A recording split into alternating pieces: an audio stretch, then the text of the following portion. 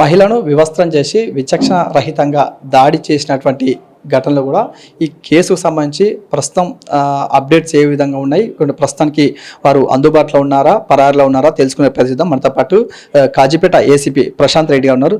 Sir, ప్రధానంగా మీరు చెప్పండి, ఈ కేసుకు సంబంధించి బాధ్యులు కానీ ఇక్కడ వీరు ఎవరు అందుబాటులో ఉన్నారు, మీరు ఎవరిని అదుపులోకి తీసుకున్నారు ప్రజెంట్? ఈరోజు ఎర్లీ అవర్స్లో మాకు ఏదైతే వీడియోలో మాకు తెలిసిందో వీడియో ద్వారా దాన్ని బేస్ చేసుకొని ఫస్ట్ ఆఫ్ ఆల్ మేము కన్ఫర్మ్ చేసుకున్నాం. ఇది తాటికాయల గ్రామ శివార్లో ఉన్న ఒక 5-6 ఇల్లు ఉంటాయి సపరేట్గా. ఆ ఇల్లులో ఉన్న ఈ సంఘటన ఇల్లు సముదాయాల మధ్యన అయిందట. ఏంటంటే ఇక్కడి అమ్మాయిని నల్లబెల్లి మండలం ఒక అబ్బాయికి 15 ఏళ్ల క్రితం ఇచ్చారు, 2 పిల్లలు. అతడు ఇంకో ఆవిడతోని అక్రమ సంబంధం, ఎక్స్ట్రా మ్యారిటల్ అఫేర్ పెట్టుకున్నారు అని చెప్పేసి ఈ విషయంలో గత కొన్ని సంవత్సరాలకు వెళ్ళి గొడవలు అవుతున్నాయి. ఈ గొడవలు అవుతున్న క్రమంలో ఇక్కడి వీళ్ళు నల్లబెల్లి పోలీస్ స్టేషన్లో కంప్లైంట్ ఇస్తే నల్లబెల్లి పోలీసు వెంటనే స్పందించేసి వారిని భార్యాభర్తలు పిలిపించి కౌన్సిలింగ్ చేయడం ఇవన్నీ జరిగాయి. తర్వాత ఉమెన్ పోలీస్ స్టేషన్ కూడా జరిగాయి. అయినా కూడా వీళ్ళ ప్రవర్తనలో మార్పు రావట్లేదని చెప్పేసి మన లాస్ట్ సండే నాడు 22nd నాడు ఈ అమ్మాయి ఇక్కడ తాటికాయల గ్రామానికి సంబంధించి ఈ అమ్మాయి తాలూకు బంధువులు, బ్రదర్స్, వాళ్ళు సిస్టర్స్ అందరూ కలిసి ఊరికి వెళ్ళారు. అక్కడ ఊరికి వెళ్తే అప్పటికే 4 నెలల నుండి ఈ ఎవరైతే ఈ అమ్మాయి ఉంది ఇక్కడ అమ్మాయిని అతడు నువ్వు ఇంటికి వెళ్ళిపో అని చెప్పి వదిలేసి ఆ వివాహేతర సంబంధం పెట్టుకున్న ఆ అమ్మాయితోని కలిసి ఉంటున్నట్టు వీళ్ళకి ఇన్ఫర్మేషన్. ఆ ఇన్ఫర్మేషన్తో వాళ్ళు ఆ ఊరికి వెళ్ళి వాళ్ళు ఒక దగ్గర పనిచేస్తుంటే వాళ్ళని పిక్ చేసేసుకొని వాళ్ళను ఇక్కడికి తీసుకొచ్చేసి బలవంతంగా తీసుకొచ్చేసి ఇక్కడ నలుగుట్లో పెట్టేసి ఎన్నిసార్లు చెప్పినా మార్పు రావట్లేదని చెప్పేసి వీళ్ళను కొంచెం ఫిజికల్ టార్చర్ చేయడం జరిగింది. టార్చర్ చేసి తర్వాత వాళ్ళతోని ఒప్పించేసి ఇంకొకసారి మేము ఎవరి దారిలో వాళ్ళు ఉంటాం, పద్ధతిగా ఉండని చెప్పి కొన్ని రకాలుగా వాళ్ళు అండర్టేకింగ్లా మైండ్ ఓవర్ చేసుకొని మళ్ళీ పంపించారట. ఈ యొక్క క్రమంలో ఏంటంటే తప్పు చేశారని చెప్పేసి అని వాళ్ళను వీళ్ళు కంప్లీట్గా వీళ్ళు ఒక గ్రూప్ ఫామ్ అయిపోయి వాళ్ళను ఓవర్ పవర్ చేసి ఇద్దరిని కొట్టి ఫిజికల్గా టార్చర్ చేసిన విషయం వెలుగులోకి ఈరోజు వచ్చింది. రాగానే మేము ఇమీడియట్గా స్పందించేసి ఎవరైతే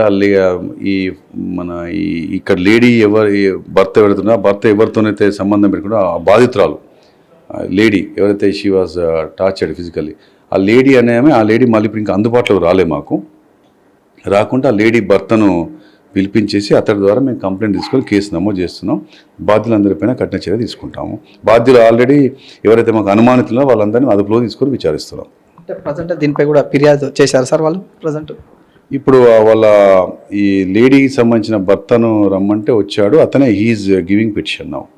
అంటే ప్రజెంట్ ఏదైతే బాధితున్నారో వారు మీరు అదుపులో ఉన్నారా ప్రజెంట్, లేక వాళ్ళ అబ్స్కాండ్లో ఉన్నారా? బాధితులు ఇంతవరకు ఇంకా మాకు అందుబాటులో రాలేదండి. వారు ఎక్కడ ఉన్నారో ఇంకా తెలియదు. ఇద్దరు both of them have disappeared. Where they are we don't know now. And we have already deputed 2 parties to trace their location. ఈ ఘటన అంటే ఏ విధంగా చూస్తారు సార్ మీరు?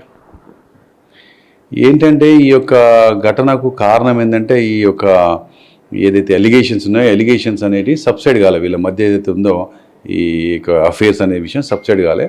ఆ సబ్సైడ్ కాకపోయేసరికి అది అట్లే ఉంది.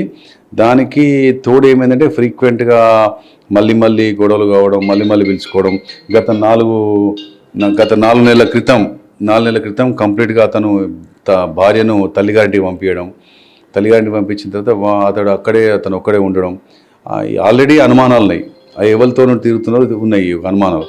సో దాంతో ఇప్పుడు ఏంటంటే తల్లిగారింటికి ఈమె రాగానే ఆమె అన్నదమ్ములు, ఆమె ఆడబిడ్డలు, పుట్టింటి వాళ్ళందరూ తట్టుకోలేకపోయారు. సంథింగ్ ఈజ్ హ్యాపెనింగ్ దేర్ అని చెప్పేసి అనుకొని ఆ లేడీ అతడు కలిసి వేరే చోట ఉన్నది కాస్త ఐడెంటిఫై చేసి పట్టుకొచ్చారు. ఏంటంటే పొరపాటు ఇదంతా ఎక్స్ట్రా మ్యారిటల్ అఫేర్ నుండి ఇది వచ్చింది. ఆ అఫేర్ అనేది వీళ్ళు ఇక ఎంతకు మారపోయేసరికి వీరు మరీ కొట్టడం, ఫిజికల్ టార్చర్ చేయడం అనేది కరెక్ట్ కాదు. ఎందుకంటే దానికి చట్టపరంగా సొల్యూషన్స్ వేరే ఉంటాయి. కానీ కొడితేనే మారుతుందని చెప్పేసి అంటే ఇది ఆటవిక రాజ్యం కాదు, ఆటవిక సమాజం కాదు.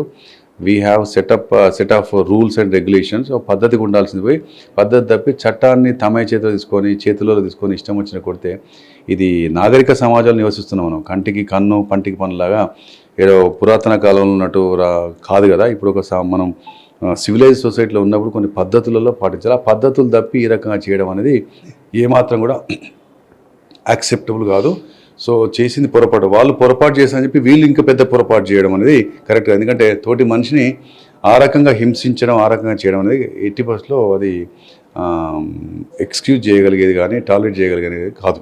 కాబట్టి ఎవరైతే బాధ్యులు ఉన్నారో వాళ్ళ పేరు కఠిన చర్య తీసుకోవడం జరుగుతుంది లీగల్గా. దీనికి సంబంధించిన వీడియోస్ కూడా ఆ సోషల్ మీడియాలో వైరల్గా మారినాయి, వారికి ఏం చెప్తారు? ఒకటండి, my request to all the citizens, those who feel responsible citizens of India, నా యొక్క రిక్వెస్ట్ ఏంటంటే బాధ్యత గల పౌరులుగా మనం చేయాల్సింది ఏంటంటే ఈ సొసైటీకి ఒక ఆర్డర్ ఉంటుంది, సోషల్ ఫ్యాబ్రిక్ అంటాం. ఆ సోషల్ ఫ్యాబ్రిక్ను దెబ్బతినేటట్టుగా సంఘంలో ఏదో అలజడి, అభద్రతాభావం ఏదో జరుగుతుందని ఒక విధమైన అనిశ్చితి రావద్దు. దానికి ఇప్పుడు సోషల్ మీడియాలో ఏమిటంటే ప్రతి ఒక్కరూ చేతిలో స్మార్ట్ ఫోన్ ఉందని, నెట్ అనేది నాకు అవైలబుల్ ఉందని, నెట్ యాక్సెస్ ఉందని చెప్పేసి వచ్చిన ప్రతి ఒక్క వీడియోను కావచ్చు లేదా పిక్చర్ని కావచ్చు, అది రూమర్స్ ఉంటాయి, కొంత అందులో అంబిగ్విటీ ఉంటుంది. ఏది తెలుసుకోకుండా ఇష్టం వచ్చినట్టుగా వైరల్ చేస్తే ఏమవుతుందంటే దానివల్ల వైరల్ చేయడం వల్ల వీళ్ళకి అప్పుడు ఆ క్షణం ఆనందం అనిపిస్తే వచ్చు, కానీ అది చూసిన వాళ్ళ లోపల భయం మొదలవుతుంది, ఆ భయోత్పాతాలు వస్తాయి. అది చేయకూడదు. ఈ విషయం చేయకూడదని చెప్పి నేను ఏదో చెప్తున్నా నీతులు కాదు. Even we have a provision in information technology act. దాంట్లో ఎవరైనా ఇలాంటి అశ్లీలకరమైన, అసభ్యకరమైన, మహిళల్ని, పిల్లల్ని కొంచెం జుగుప్సాకరంగా చిత్రీకరించబడ్డ వీడియోస్ ఏమైనా తీసిన వీడియోలను కానీ ఫోటోలను కానీ ఈ ప్రసార మాధ్యమాలలో వాటిని ప్రచురించినా, వాటిని షేర్ చేసినా కూడా విచ్ ఈజ్ అన్ అఫెన్స్. దీని ప్రకారం 67 BIT యాక్ట్ ప్రకారంగా కనీసం 5 సంవత్సరాల జైలు శిక్ష, 10 లక్షల రూపాయల వరకు జరిమానా పడే అవకాశం ఉంది. కాబట్టి even we will take serious action against the people who spread this kind of news, who transmits this kind of videos in social media.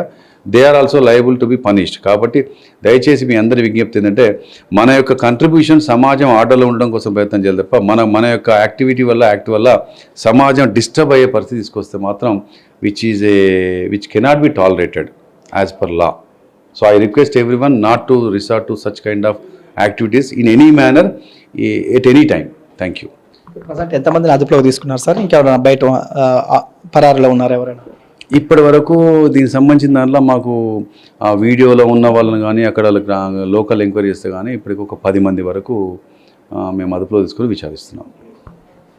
Plus ఏదైతే ఉందో కూడా ఇక్కడ ధర్మసాగర్ పరిధిలో ఉంటే తాటికాయల గ్రామానికి సంబంధించిన ఒక మహిళను వివస్త్ర చేసి విచక్షణ రహితంగా దాడి చేసినటువంటి ఘటన కూడా ఇప్పుడైతే దానికి సంబంధించిన ఆ వీడియో ఆధారంగా అందులో ఉన్నటువంటి 10 మందికి వారిని అయితే అదుపులో తీసుకోవడం జరిగింది. దీనికి న్యాయపరంగా వెళ్ళాలి, కానీ ఇట్లా దాడులు చేయడం అనేది కరెక్ట్ కాదని చెప్తున్న పరిస్థితి కనిపిస్తుంది. మరోవైపు ఇట్లాంటి వీడియోలు కానీ ఎవరు కూడా స్ప్రెడ్ చేయొద్దని చెప్తున్న సిచ్యువేషన్ కనిపిస్తుంది.